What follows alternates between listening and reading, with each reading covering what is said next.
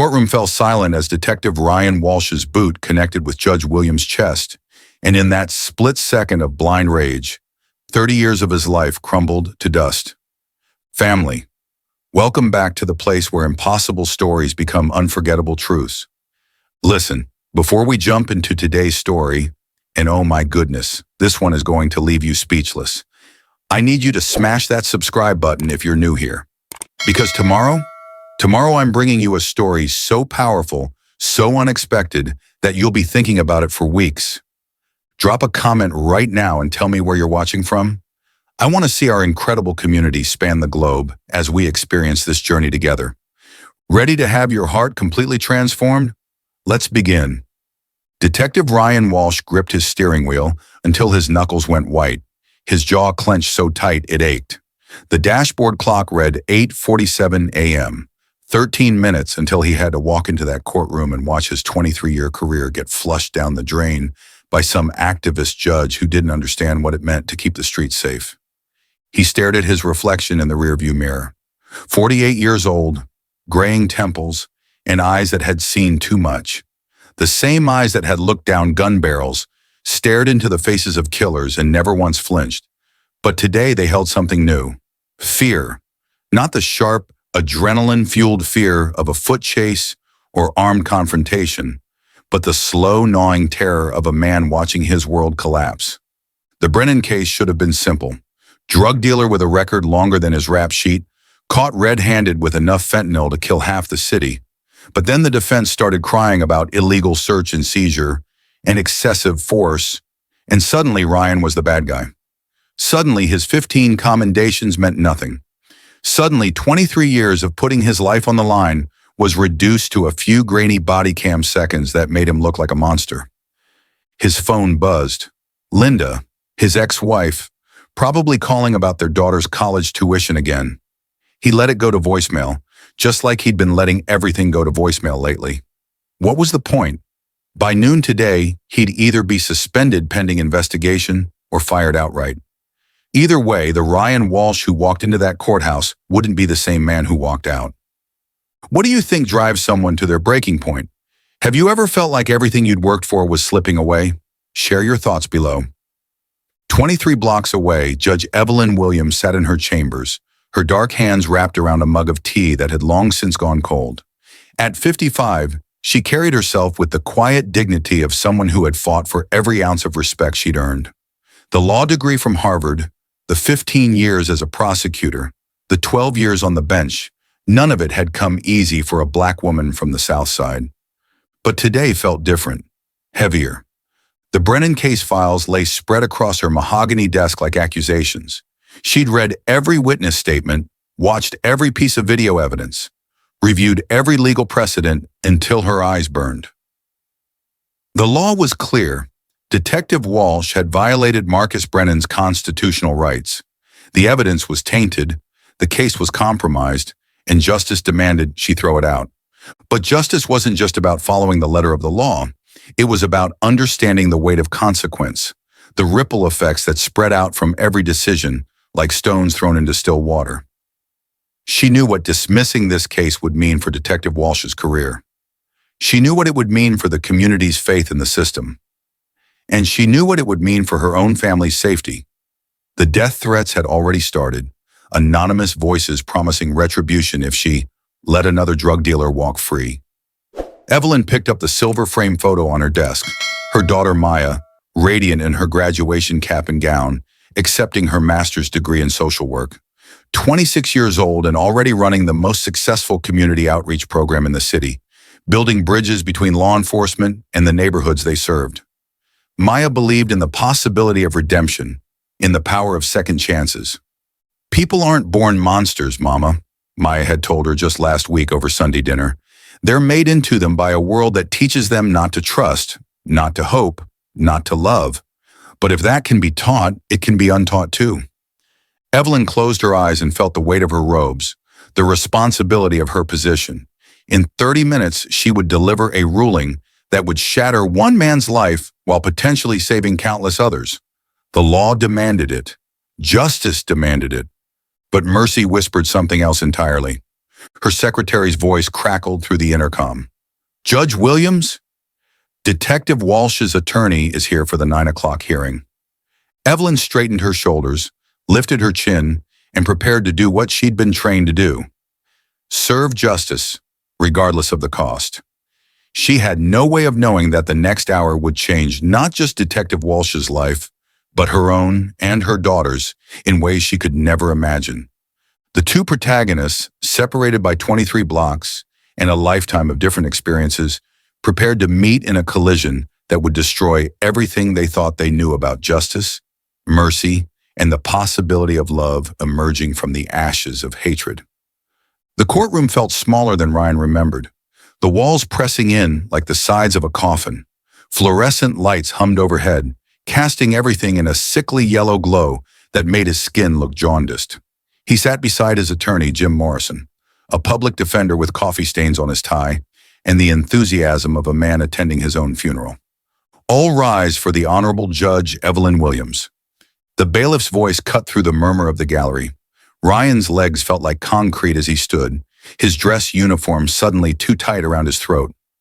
Behind him he could hear whispers, the rustle of reporters' notebooks, the click of camera phones despite the no photography rule. 23 years of service, and this was how it would end, as entertainment for strangers. Judge Williams entered with measured steps, her black robes flowing like water around her small frame.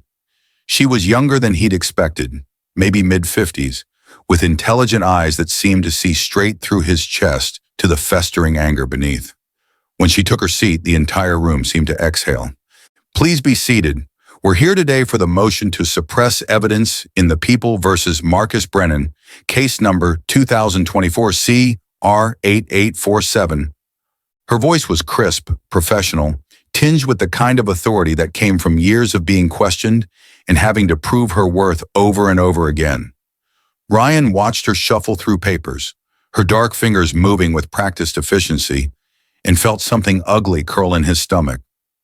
This woman, this judge who'd probably never walked a beat, never had a gun pointed at her face, never had to make split-second decisions that meant the difference between going home to family or going home in a box, was about to destroy his life.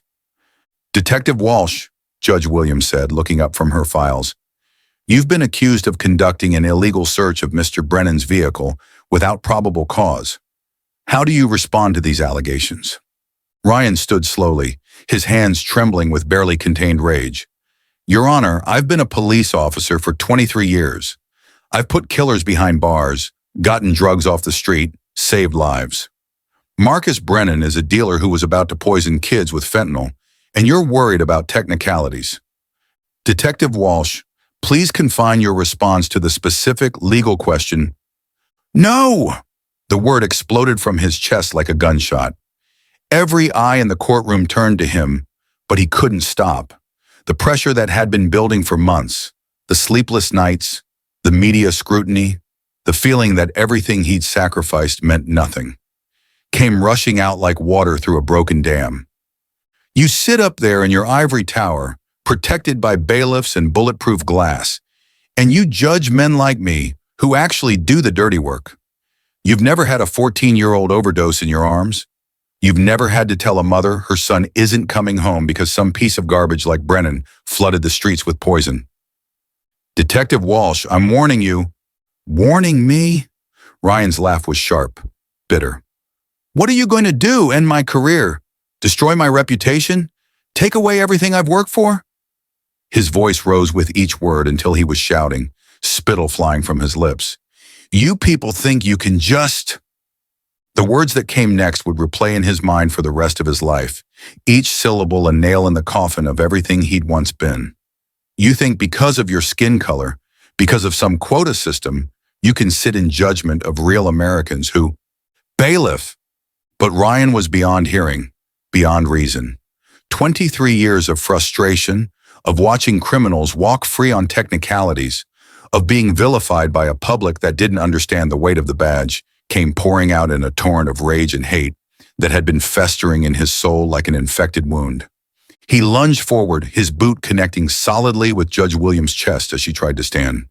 The sound echoed through the courtroom like a gunshot, The thud of leather against fabric, the gasp of expelled air, the crash as her chair toppled backward. Time fractured. Judge Williams hit the ground hard, her robes tangled around her legs, her eyes wide with shock and something else. Not fear, but profound sadness, as if she'd seen this moment coming long before Ryan had. Blood trickled from her lip where she'd bitten it on impact. Ryan stood frozen, his legs still extended, staring down at what he'd done. The courtroom had erupted into chaos, reporters shouting, bailiffs rushing forward, his attorney's horrified whisper of, "Jesus Christ, Ryan, what have you done?" But all Ryan could see was Judge Williams on the floor, looking up at him with those intelligent eyes that now held the weight of his entire future. In that suspended moment, he saw himself reflected in her gaze. Not a hero, not a protector, not a man who dedicated his life to justice, but a broken, bitter, racist fool who'd just thrown away everything that had ever mattered to him. "I'm sorry," he whispered, but the words were lost in the chaos as the bailiffs tackled him to the ground. As handcuffs clicked around his wrists, Ryan Walsh realized that his life as he'd known it was over. But he had no idea that in destroying himself, he'd set in motion events that would lead to the most important love story of his life. Have you ever witnessed a moment when someone's entire life changed in an instant? What do you think it takes for a person to come back from their absolute lowest point? Let us know your thoughts. The county jail cell smelled like disinfectant and despair. Ryan sat on the narrow cot, his dress uniform wrinkled and stained, staring at his hands as if they belonged to someone else. The same hands that had pulled trigger to save lives, had lifted broken bodies from car wrecks, had once cradled his daughter when she was small enough to believe her daddy was a hero. "Ryan," Jim Morrison's voice filtered through the bars, tired and defeated. "We need to talk." "There's nothing to talk about." Ryan's voice was flat, hollow. "I screwed up. End of story." "This isn't just about screwing up anymore." Jim pulled a chair closer to the cell, his face grave.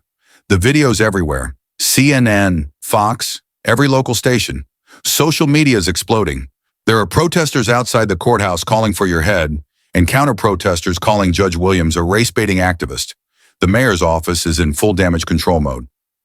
Ryan finally looked up, his eyes bloodshot and defiant. "So what?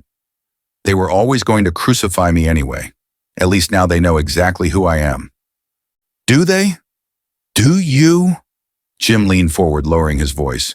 "Ryan, I've known you for 8 years. You're not a monster. You're not some racist thug. You're a good cop who had a breakdown." "A good cop?" Ryan's laugh was bitter. "Good cops don't assault judges, Jim. Good cops don't—" He stopped, the words catching in his throat like broken glass. "Don't what? Say what you really think? Feel frustrated by a system that seems stacked against you?" Jim shook his head. "Ryan, what you did was inexcusable. But it doesn't erase 23 years of service. It doesn't make you irredeemable." Ryan stood abruptly, pacing the small cell like a caged animal. "You didn't see her face, Jim. When my boot—" He swallowed hard, his hands shaking. "She looked at me like she expected it. Like she'd been waiting her whole life for some white cop to show his true colors." "Maybe because she has been waiting." The words hung in the air between them, heavy with implication. "Don't!" Ryan's voice turned sharp, dangerous. "Don't you dare turn this into some social justice lecture. I'm not some symbol of systemic racism. I'm just a man who lost his temper. With a black judge, over a case involving a black defendant. That's coincidence, not conspiracy." But even as Ryan said it, something in his chest tightened, a knot of doubt he wasn't ready to examine. 20 blocks away, Judge Evelyn Williams sat in her home office, an ice pack pressed to her ribs while she stared at her computer screen. The video had been uploaded 17 times, each version gaining thousands of views, thousands of comments that ranged from supportive to vicious to unthinkable. About time someone put that activist judge in her place. Praying for Judge Williams. This is exactly why we need police reform. Typical thug cop showing his true colors. She had it coming for letting criminals walk free. Maya sat across from her, laptop open, her face tight with anger. Mama, you need to see this. They're doxing you. Your home address, your phone number, photos of our house. The threats are, I don't want to know. Evelyn's voice was steady, but her hands trembled slightly as she adjusted the ice pack. Close the laptop, baby. We can't just ignore this. That man assaulted you in open court. You could have been seriously hurt. But I wasn't. Evelyn closed her eyes, but she could still see Detective Walsh's face in that moment. Twisted with rage, yes, but also with something else. Pain, fear, the look of a man watching his world collapse. He's already paying for what he did. Is he? Because from where I'm sitting, it looks like he's getting exactly what he wanted, to silence a black woman who dared to hold him accountable. Maya's words cut deep because they held truth, but they also held something else. The kind of hardened anger that Evelyn had spent her entire career trying to balance with mercy. Maya, I know you're upset. Upset? Maya stood abruptly, her voice rising. Mama, that man could have killed you, and you're sitting here talking about it like it was some minor disagreement. Because getting angry won't change anything. It won't undo what happened, and it won't prevent it from happening again. Maybe anger is exactly what we need. Maya's eyes flashed. Maybe if we stopped being so understanding, so forgiving, so willing to turn the other cheek, people like Detective Walsh would think twice before... Before what? Before revealing that they're human beings capable of making terrible mistakes? The question hung between them like a challenge. Maya stared at her mother as if seeing a stranger. You're actually defending him. I'm defending the principle that one moment, even a terrible moment, doesn't define a person's entire worth. Tell that to Marcus Brennan, who's still sitting in jail because that one moment destroyed any chance of a fair trial. Evelyn flinched. Maya was right, of course. The assault had contaminated everything. The case, the proceedings, any hope of justice being served fairly. Detective Walsh's actions had ripple effects that extended far beyond his own destroyed career. Her phone buzzed with another call from a reporter. She let it go to voicemail, just like the 17 others today. The district attorney's office called, she said quietly. They're recommending aggravated assault charges. Detective Walsh is looking at real prison time. Maya's expression softened slightly. Good. Maybe that will send a message. But Evelyn wasn't thinking about messages. She was thinking about Detective Walsh's eyes in that moment after his boot connected with her chest, not triumphant or satisfied, but horrified. Lost, like a man who just realized he'd become someone he never meant to be. What do you think? Can someone really change after doing something unforgivable? Or are some actions too harmful to ever move past? Share your perspective below. Neither Ryan Walsh nor Evelyn Williams could have known that their resistance to the deeper truths revealed by that moment in court was about to be shattered by forces beyond their control. Both were clinging to familiar narratives, he to his anger and justification, she to her principles of mercy and redemption. But the storm gathering around them would soon strip away every defense they'd built. The community service that awaited Ryan as part of his plea deal, and the chance encounter it would bring with Judge Williams' daughter, would force both families to confront not just what had happened in that courtroom, but what lay beneath it, and what healing might look like on the other side of their deepest wounds. The Community Bridge Center sat in a converted warehouse in the heart of the city's most troubled neighborhood, its brick walls covered with murals depicting hands reaching across divides of race, class, and circumstance. Ryan Walsh stood outside in the October rain, his civilian clothes, jeans and a plain gray sweater, feeling foreign after decades in uniform. His plea deal had been surprisingly lenient, 18 months probation, anger management classes, and 500 hours of community service. No prison time, thanks to Jim Morrison's negotiating skills and what the prosecutor called an otherwise exemplary record of service. But Ryan knew better. The leniency wasn't mercy, it was strategy. Sending him to prison would have made him a martyr to his supporters. This way, he just disappeared into irrelevance. You must be Detective Walsh. He turned to find a young black woman approaching, her natural hair pulled back in a colorful head wrap, her smile cautious but genuine. She wore jeans and a Bridge the Gap t-shirt, and carried herself with the kind of quiet confidence that reminded him uncomfortably of Judge Williams. "It's just Ryan now," he said stiffly. "No longer a detective. I'm Maya Williams. I run the community outreach program here." She extended her hand, and after a moment's hesitation, he shook it. Her grip was firm, warm despite the cold rain. "I'll be supervising your community service." The name hit him like a physical blow. Williams, Judge Williams' daughter. Of course, the universe apparently had a sense of irony twisted enough to make Satan weep. "This is a mistake," Ryan said, taking a step back. I shouldn't be here." "According to the court order, you should be exactly here." Maya's voice remained steady, professional. 500 hours to be completed over the next 12 months. Today we start with orientation. "Does your mother know I'm here?" Something flickered across Maya's face. Pain, maybe, or uncertainty. "My mother doesn't run this program. I do. And everyone who comes through those doors gets the same thing, a chance to rebuild their life by helping rebuild their community." Ryan stared at her, searching for signs of the anger he'd seen in Judge Williams' eyes, the accusation, the judgment. Instead, he found something worse, expectation, as if she believed he might actually be capable of redemption. "I don't belong here," he said quietly. "Maybe, but you're here anyway, so we might as well make the best of it." Inside, the center buzzed with activity. Former gang members worked alongside suburban church volunteers, serving lunch to homeless veterans. A group of teenagers sat in a circle with a counselor, talking through conflicts that might otherwise explode into violence on the streets. An elderly white woman taught reading to immigrant children whose parents worked double shifts to make ends meet. Ryan followed Maya through the maze of activity, hyper-aware of the looks he received. Some recognized him from the news coverage. He caught whispered conversations, pointing fingers, expressions ranging from curiosity to hostility, to something that might have been pity. "This is our main floor," Maya explained, her tone professional but not cold. "We serve about 300 meals a day, run job training programs, provide conflict mediation, and coordinate with local law enforcement on community policing initiatives." Community policing. Ryan's laugh was hollow. "Let me guess. Teaching cops to be more sensitive, more understanding of the community's needs?" Maya stopped walking and turned to face him.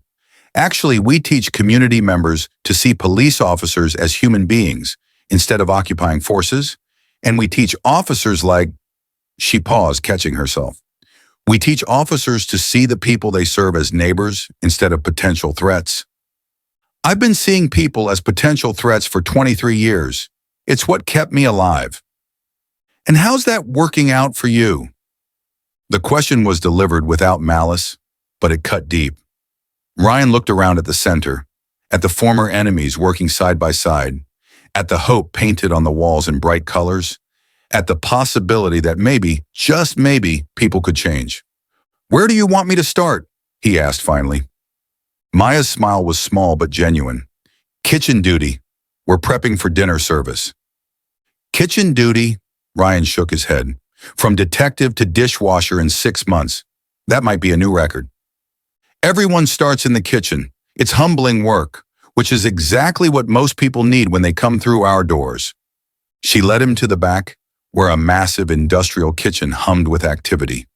Steam rose from enormous pots, and the smell of onions and garlic filled the air. A group of volunteers chopped vegetables with the efficiency of short-order cooks.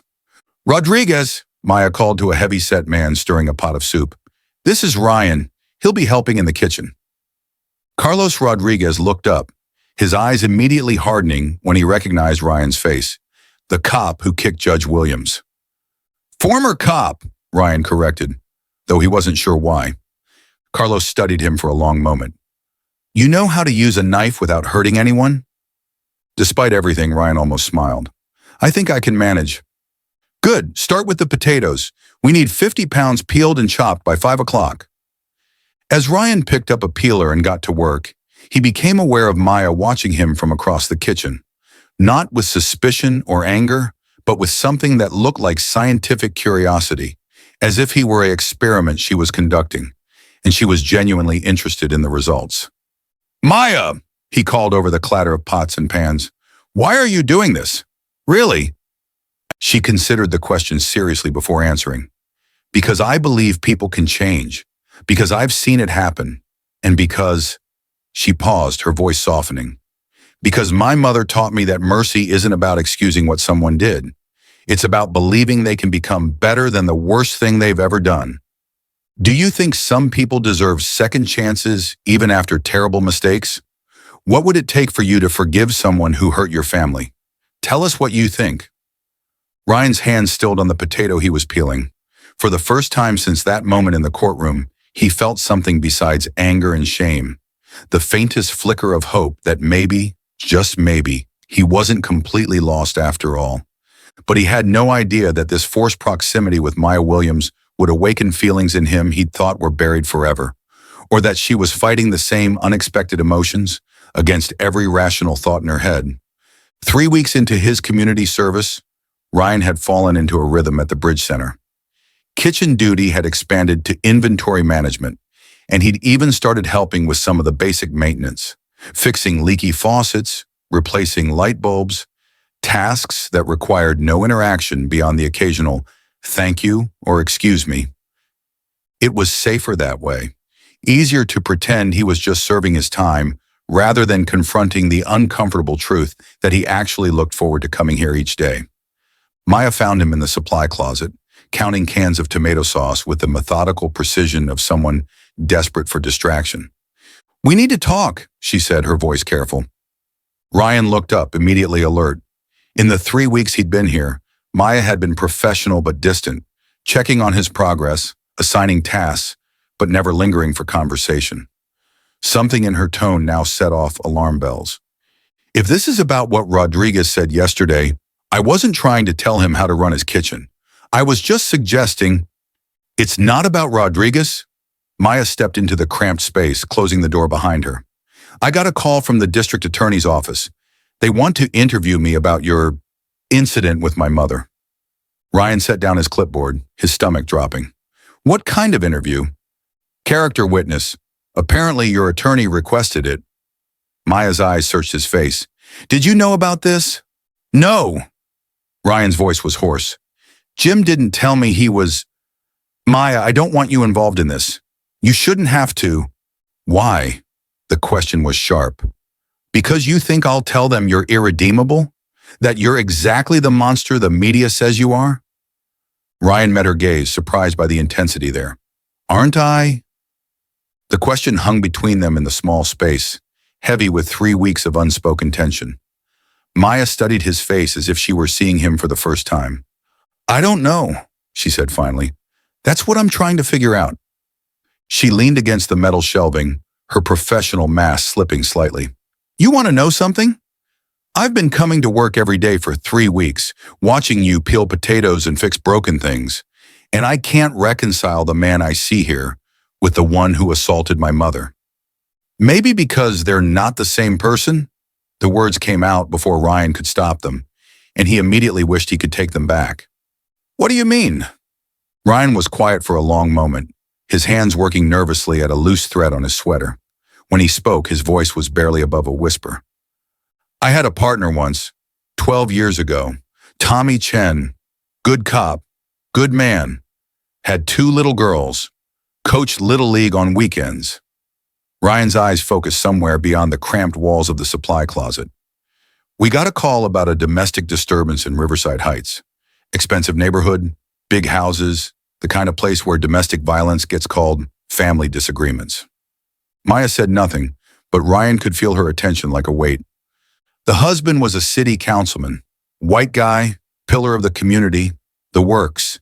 His wife was Korean American, spoke perfect English, but she was scared, had bruises on her neck. Ryan's jaw tightened. Tommy wanted to arrest the guy. I said we should be careful, not make waves with someone connected. I was thinking about politics, about my career. What happened? Tommy arrested him anyway. Did the right thing while I stood there worrying about my pension? Ryan's laugh was bitter. The councilman had friends. Tommy's arrest got called overzealous. The charges were dropped. And 6 months later, Tommy was transferred to the worst beat in the city, gang territory. I got promoted to detective. Maya's expression had shifted, become more focused. And Tommy, 3 months after his transfer, Tommy responded to a shots-fired call in an alley behind a liquor store. No backup. Dispatch said there wasn't anyone available, but I found out later that was a lie. Someone wanted to teach him a lesson about making waves. Ryan's voice cracked slightly. He took 2 bullets to the chest, died alone in that alley while I was celebrating my promotion at some department dinner. The silence stretched between them, broken only by the distant sounds of the kitchen. I never forgave myself for that, Ryan continued, for choosing my career over doing what was right, for letting politics matter more than protecting someone who couldn't protect themselves. And somewhere along the way, that guilt turned into anger. Anger at a system that punished good cops and rewarded the ones who played along. Anger at defense attorneys who got criminals off on technicalities. Anger at judges who reminded you of the person you failed to protect. Maya's voice was soft, understanding. Ryan looked at her, startled by her insight. Your mother, when she was lying there on the floor, looking up at me, for just a second, she had the same expression as Tommy's wife, like she'd been expecting the world to hurt her, and I'd just proved her right. Maya was quiet for a long time, processing his words. When she finally spoke, her voice was steady but somehow vulnerable. I need to tell you something too. She took a deep breath. The reason I do this work, why I believe so strongly in second chances. I wasn't always Maya Williams, community organizer and social worker. Ryan waited, sensing this was important. I was Maya Williams, angry teenager who thought the system was irredeemably broken. When I was 16, I got arrested for vandalizing police cars. Not just graffiti. I put sugar in gas tanks, slashed tires, broke windows. I wanted to hurt cops the way I thought they'd been hurting my community. Ryan's eyebrows rose in surprise. My mother could have used her influence to make it go away quietly. Instead, she made me face the consequences. Community service, just like you're doing now. And one of the officers whose car I damaged, Maya smiled slightly, he volunteered to supervise my service hours. What happened? Officer Martinez spent 6 months showing me that police officers weren't monsters. They were people, flawed, scared, sometimes wrong, but still people trying to do a difficult job in an impossible situation. He taught me that real change doesn't come from destroying things. It comes from building bridges. Maya looked directly into Ryan's eyes. The night before my community service ended, someone shot Officer Martinez during a traffic stop. He survived, but barely. And as I sat in that hospital waiting room, I realized that all my anger, all my hatred, had been about making myself feel better, not about actually solving anything. The weight of shared confession hung between them. 2 people who had been broken by the same system, who had found different ways to respond to that brokenness, now seeing themselves reflected in each other's pain. That's why you do this, Ryan said, understanding flooding through him. That's why I do this, because I know what it feels like to hate so much that you can't see past your own anger, and I know what it feels like to find your way back. Have you ever discovered that someone you judged had a story that completely changed how you saw them? Sometimes the people who hurt us the most are fighting battles we know nothing about. What's your experience been? For the first time in months, Ryan felt something besides anger and shame. Looking at Maya Williams, really seeing her, he felt the dangerous stirring of hope and something else he didn't dare name yet. But he also felt terrified because he was beginning to care what this woman thought of him, and that made him vulnerable in ways he'd forgotten were possible.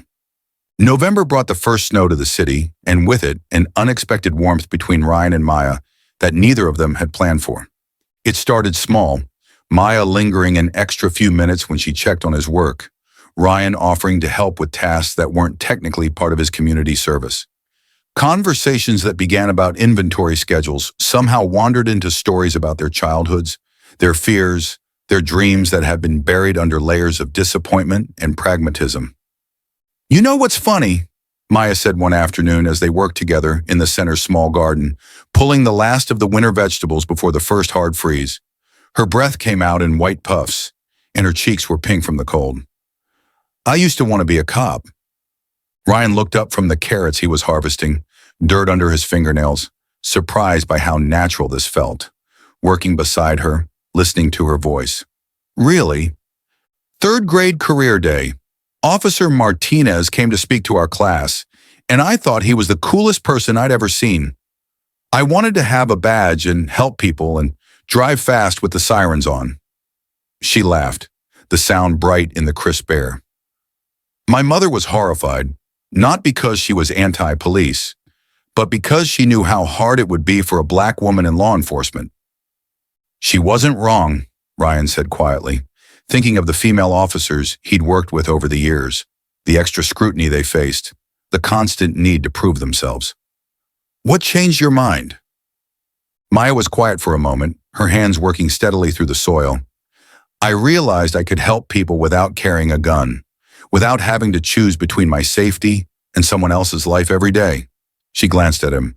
I don't know how you did it for 23 years. The weight of those decisions. Ryan had never had anyone ask him that before. Not the department psychologists with their required evaluations, not his ex-wife who'd grown tired of his nightmares, not even his fellow officers who all carried the same burden. Maya's question caught him off guard with its simple empathy. You learn to compartmentalize, he said finally. Build walls between who you are on the job and who you are at home. But after a while, the walls start breaking down. You bring the job home, or you leave parts of yourself at work until you're not sure who you really are anymore. Maya nodded as if she understood. Is that what happened? In the courtroom? Ryan's hands stilled in the dirt. They danced around this topic for weeks but never addressed it directly. I think I'd been angry for so long that I forgot how to be anything else. And your mother represented everything I thought was wrong with the system, but really she represented everything that was wrong with me. What do you mean? Ryan set down his tools and really looked at Maya, at her intelligent eyes, her patient expression, the way she listened without judgment. She held me accountable. For the first time in years, someone looked at my actions and said, this is wrong, and there will be consequences. I wasn't angry at her for being unfair. I was angry at her for being right. The confession hung between them like a bridge neither had expected to build. Maya reached out almost without thinking, her gloved hand covering his dirt-stained one. That takes courage to admit, she said softly, or stupidity. But Ryan didn't pull his hand away. Her touch was warm even through the gloves, and he realized with a start that he couldn't remember the last time someone had reached for him with kindness instead of anger or obligation. Maybe there's not much difference sometimes.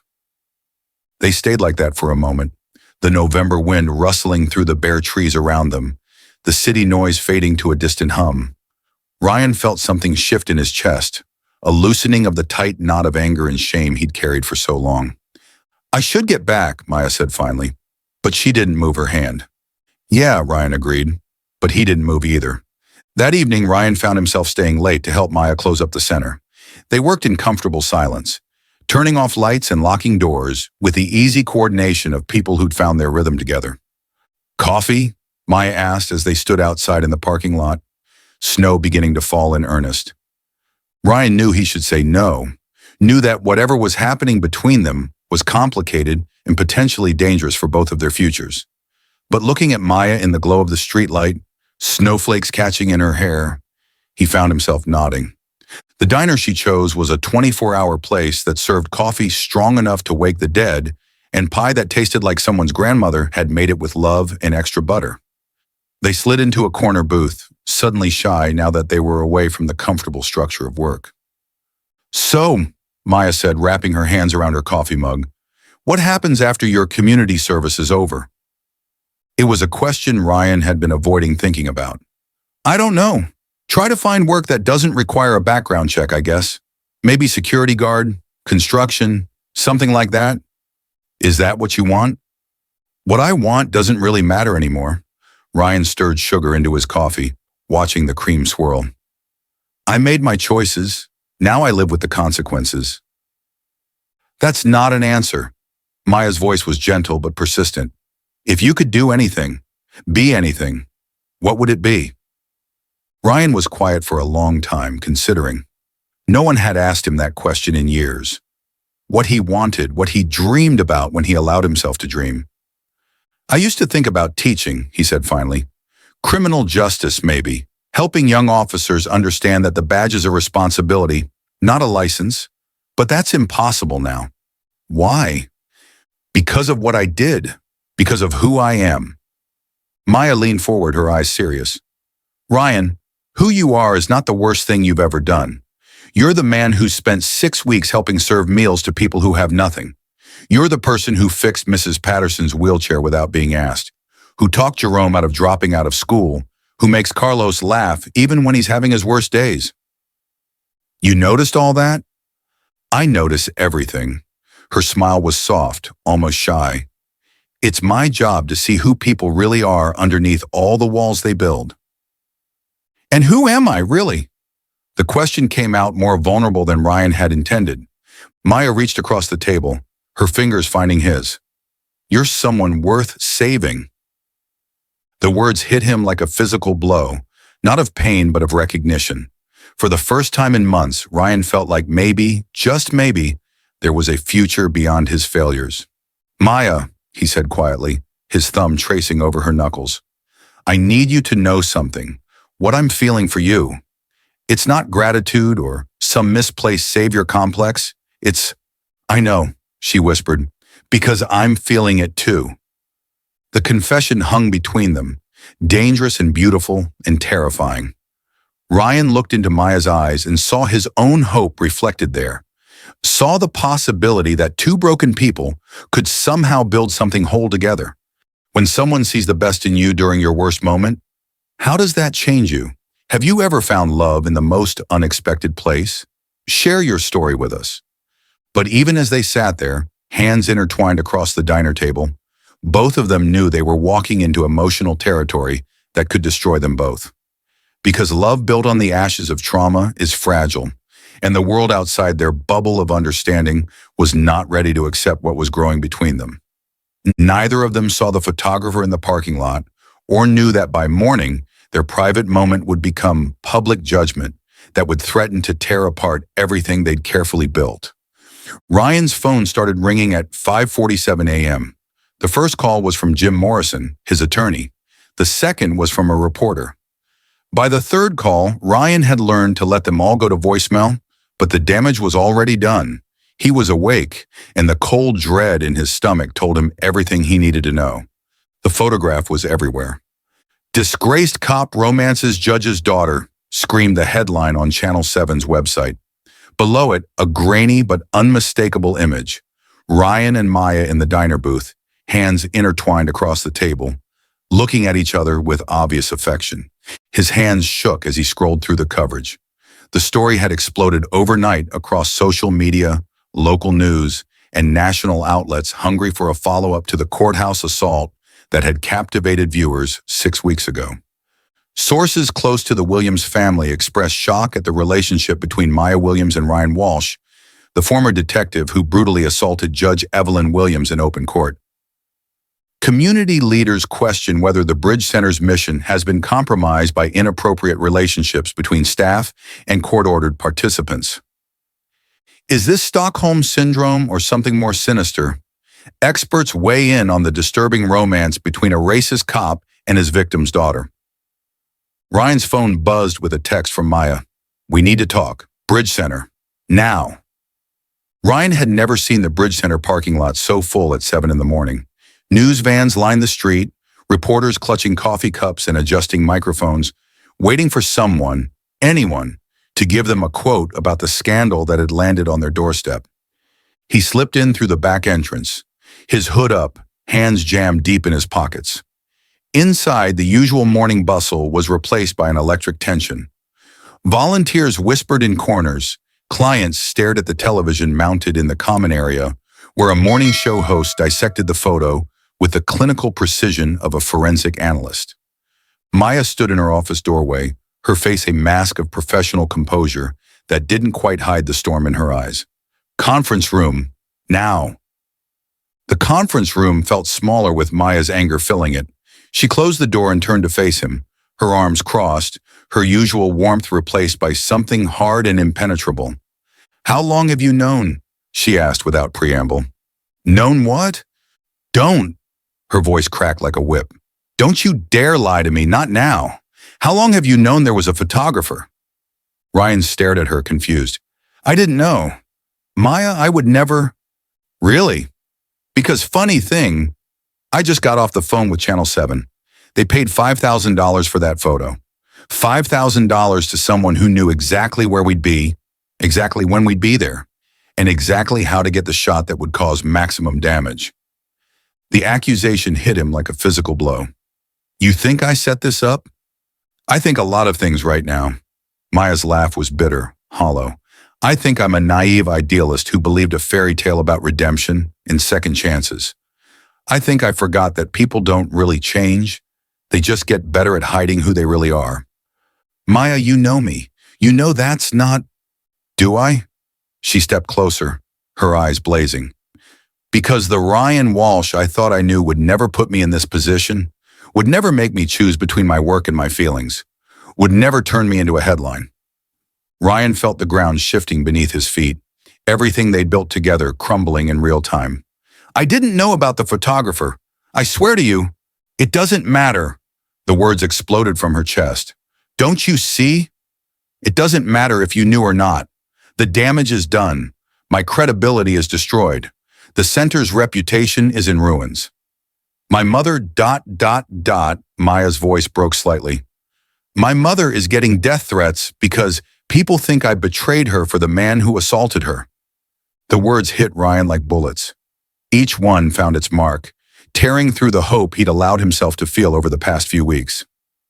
"I never wanted to hurt your mother, or you. Maya, what we have is a mistake." Maya's voice was flat, final. "A trauma response masquerading as something real. I should have known better. I should have." The door burst open, cutting off her words. Carlos Rodriguez stood in the doorway, his face grim. "Maya, you need to see this." He held up his phone, and Ryan caught a glimpse of a news report before Carlos tilted the screen away. "The mayor's office just announced they're suspending the center's city funding pending an investigation into inappropriate conduct." Maya closed her eyes, and Ryan watched the last of her composure crumble. When she opened them again, they were filled with a pain so deep it took his breath away. "Get out," she whispered.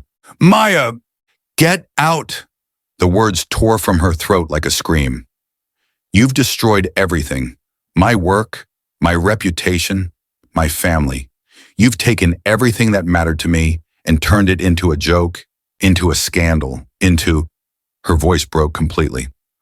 Ryan took a step toward her, instinctively wanting to comfort her, but Carlos blocked his path. "She asked you to leave, man. Time to go."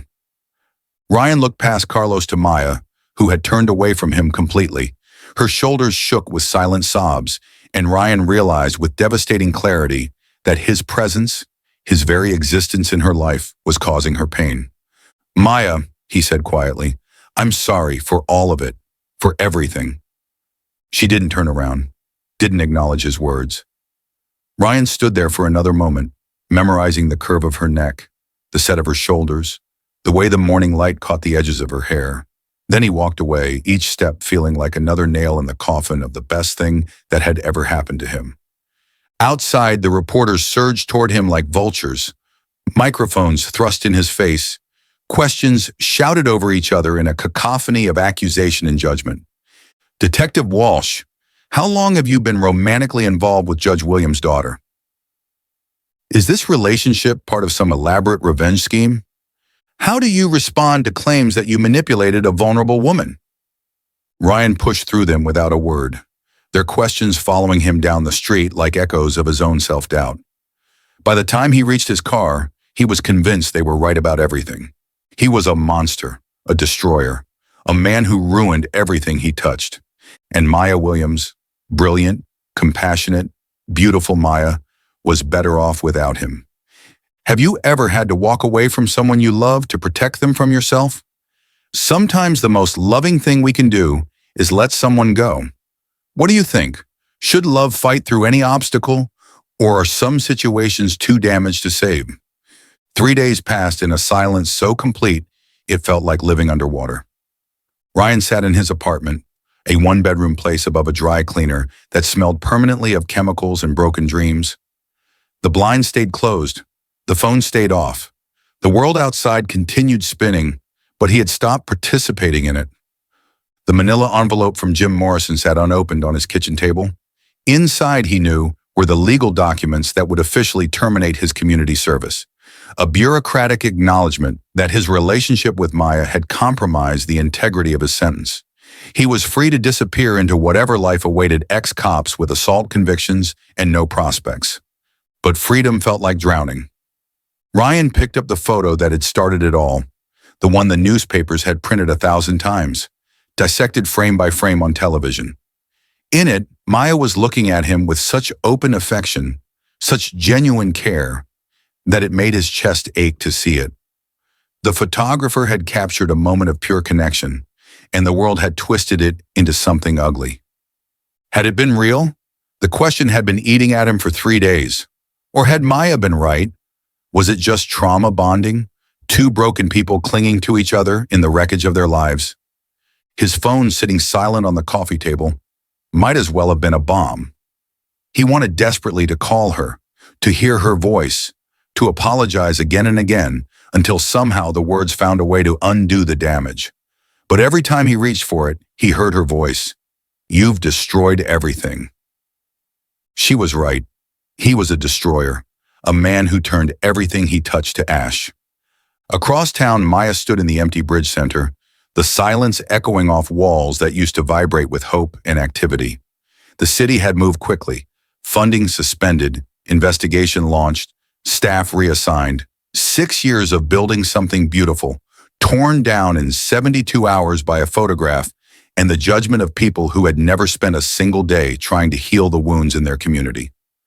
Her phone buzzed constantly with calls from reporters, colleagues, friends who wanted to check in, but really wanted the inside story. She'd stopped answering days ago. The only call that mattered, the one she both dreaded and desperately hoped for, never came. Ryan hasn't called. Part of her was relieved.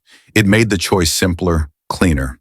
She could nurse her anger, tell herself he'd used her, convinced herself that everything they'd shared was manipulation disguised as vulnerability. It was easier than admitting the truth that clawed at her chest every time she breathed. She missed him. Not just the community service Ryan who peeled potatoes and fixed broken things, but the man who'd told her about Tommy Chen with tears in his eyes. The man who'd looked at her across a diner table and made her believe in the possibility of love growing in the most impossible soil. Maya walked through the empty center, her footsteps echoing in the hollowed-out space. In the kitchen, she found the list Ryan had been making. Inventory notes written in his careful handwriting, suggestions for more efficient meal prep, ideas for expanding the job training program. The practical thoughts of someone who'd been planning a future here. She folded the paper carefully and slipped it into her pocket. Her mother had called that morning, the first time they'd spoken since the scandal broke. Judge Williams' voice had been careful, controlled, giving nothing away. "How are you holding up, baby?" "I've been better." Maya had tried to match her mother's neutral tone. "How are the security precautions working out?" "Fine, the threats have mostly died down." A pause. "Maya, I need to ask you something, and I need you to tell me the truth." "Okay. Do you love him?" The question had hung in the air between them like a challenge. Maya had opened her mouth to say no, to deny everything, to protect them both from further scrutiny. Instead, she'd started crying. "Yes," she'd whispered, "I think I do." Her mother had been quiet for a long time. When she finally spoke, her voice was gentle in a way that reminded Maya of childhood bedtime stories, and scraped knees kissed better. "Then maybe," Judge Williams had said carefully, "we need to think about what justice really looks like, not just for him, but for you." Now, standing in the ruins of her life's work, Maya pulled out her phone. Ryan's number was still there in her contacts, unchanged despite everything. Her thumb hovered over it. What if he doesn't answer? What if he hangs up? What if he's moved on, decided she was more trouble than she was worth? What if she was wrong about everything? But there was another voice in her head, quieter but more persistent. The voice that remembered Ryan's face when he told her about Tommy Chen.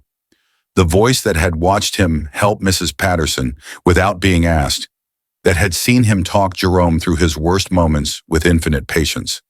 The voice that whispered, "What if you're wrong about him being wrong for you?" Maya pressed the call button before she could change her mind. The phone rang once, twice. On the third ring, she almost hung up. On the fourth. "Maya?" Ryan's voice was rough, uncertain, like he couldn't quite believe she was calling. "Hi." She closed her eyes, trying to find the words that would bridge the chasm between them. I'm standing in the center. It's so quiet. I heard about the funding. I'm sorry. Are you?" The question came out sharper than she'd intended. "Because part of me wonders if this is what you wanted all along, to tear down everything I'd built." Ryan was quiet for so long she thought he might have hung up. When he finally spoke, his voice was barely above a whisper.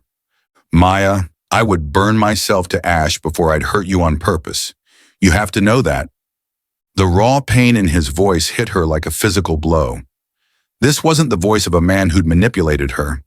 This was the voice of someone as broken by their separation as she was. "Then why does it feel like you did?" she asked, and her own voice cracked with the weight of 3 days of held-back tears. "Because I'm poison," Ryan said simply. "Because everything I touch gets destroyed. Because you deserve better than getting caught in the crossfire of my failures."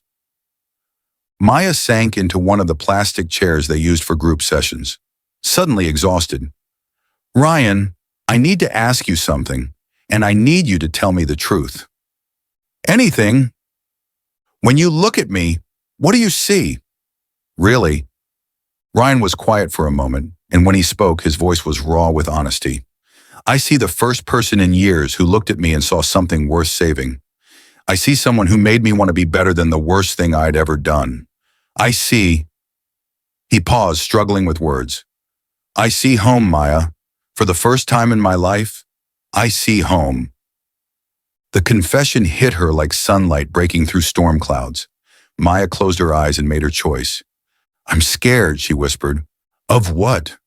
"Of loving someone the world will never accept. Of fighting for something that might be impossible. Of..." Her voice broke. "Of losing you again." "Maya!" Ryan's voice was thick with emotion. "Are you saying..." "I'm saying I miss you. I'm saying I don't care what the newspapers think, or what the city council decides, or what anyone believes about us. I'm saying that 3 days without you felt like 3 years, and I can't do it anymore. When you've lost everything else, sometimes the only thing left to lose is your pride. Have you ever had to choose between what's safe and what's right? Tell us about a time when love required you to be braver than you thought possible." The silence stretched between them, filled with possibility and terror in equal measure. "Where are you?" Ryan asked finally. "The Bridge Center. Conference room. I'll be there in 20 minutes. "Ryan?" "Yeah." "Don't change your mind on the way over." His laugh was shaky but real. Not a chance. As Maya hung up the phone, she felt something she hadn't experienced in 3 days. Hope. Not the naive optimism of someone who believed love could conquer all, but the steady, determined hope of someone willing to fight for what mattered, regardless of the cost. Technique focus. Emotional echoes, universal themes, emotional closure. Ryan stood outside the Bridge Center for the second time in his life, but everything had changed. The news vans were gone, the protesters had moved on to other causes, and the building itself felt abandoned, like a church after the congregation had lost faith. But Maya was inside waiting for him. That was enough. He found her in the conference room, sitting in the same chair where she'd torn his heart out 3 days ago. She looked up when he entered, and he saw his own mixture of hope and terror reflected in her eyes. "You came," she said simply. "You called." They stood there for a moment, two people who had learned that love was not a feeling, but a choice. The choice to believe in someone despite evidence to the contrary. The choice to fight for something beautiful even when the world insists it's impossible. "Ryan," Maya said quietly, before anything else, I need you to know something. My mother wants to see you." Ryan felt the blood drain from his face. "Maya, I can't. After what I did to her, she asked specifically. She's waiting in her chambers right now. Maya stood, moving closer to him. She says there are things that need to be said, for all of us to move forward. The drive to the courthouse felt like traveling back in time. Ryan's hands shook as he walked through the same halls where his life had exploded 6 weeks ago.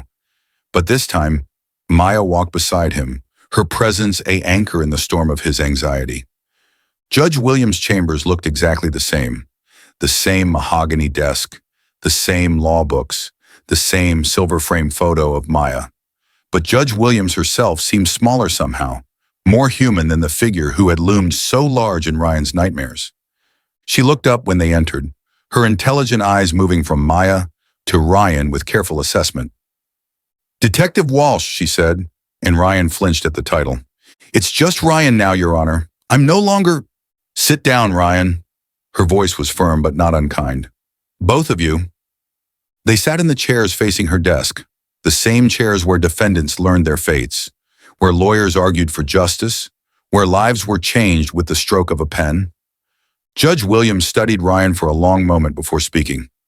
"I've been thinking about that day in my courtroom, about what happened and why." Ryan's throat felt tight. "Your Honor, I can never apologize enough for—" "I'm not looking for an apology," she interrupted. "I'm looking for understanding, of you, of myself, of what that moment represented." She leaned back in her chair, her fingers steepled.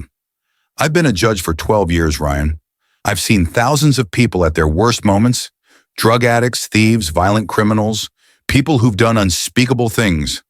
And in all that time, I prided myself on seeing past their actions to their humanity." Ryan waited, not sure where this was going.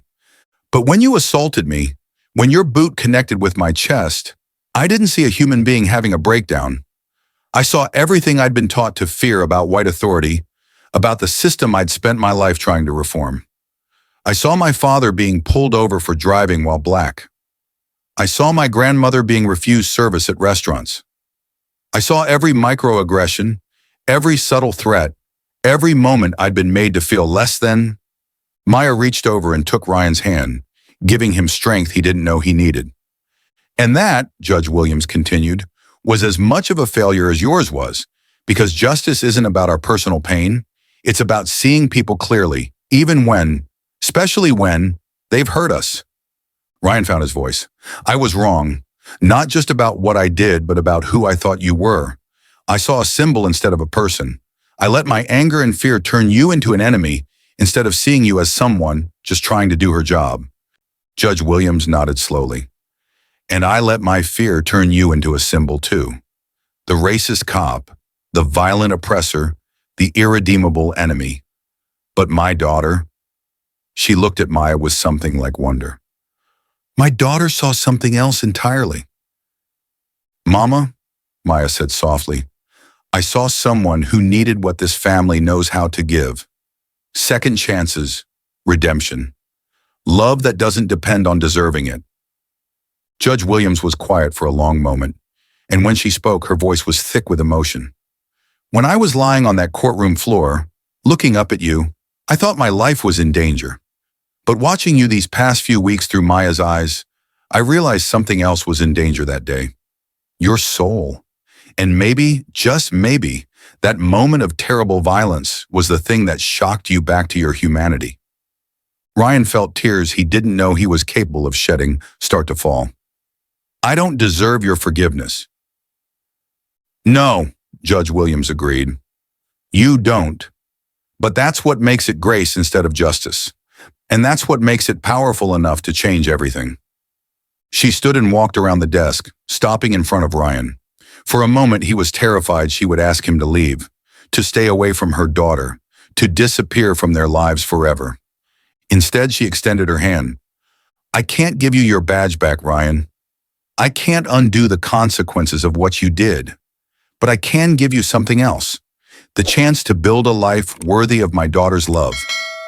Ryan stared at her outstretched hand, then slowly reached out and took it. Her grip was firm, warm, real. "Thank you," he whispered. "Don't thank me," Judge Williams said. "Prove me right." 6 months later, Ryan stood in the community garden behind the new Bridge Center location, watching Maya teach a group of teenagers how to plant tomatoes. The funding had been restored after a long fight. The investigation had cleared Maya of any wrongdoing, and slowly, carefully, they had rebuilt what had been destroyed. It wasn't the same. It was better, stronger, built on a foundation of truth instead of idealism. Ryan's new job as a youth counselor didn't pay much, but it fed his soul in ways his police work never had, teaching kids who reminded him of his younger self that anger didn't have to be destiny, that people could change, that even the worst mistakes could become the foundation for something beautiful. Maya looked up from the garden and caught his eye, her smile bright as sunshine. In a few weeks, they would be married in a small ceremony at the Bridge Center, surrounded by the community they had learned to serve together. It wouldn't be easy. There would always be people who saw their love as impossible, their redemption as inadequate, their story as a fairy tale that couldn't exist in the real world. But they had learned something those people didn't understand. Love wasn't about deserving each other. It was about choosing each other every day, despite the cost. Ryan Walsh had once been a man who kicked a judge in open court and lost everything. Now he was a man who had found something worth losing everything for. And in the end, that made all the difference. Love has the power to transform not just individuals, but entire communities. When you've seen someone at their worst and chosen to love them anyway, you understand grace in a way that changes everything. What transformation have you witnessed that made you believe in second chances? Share your story and inspire others to believe in the power of redemption.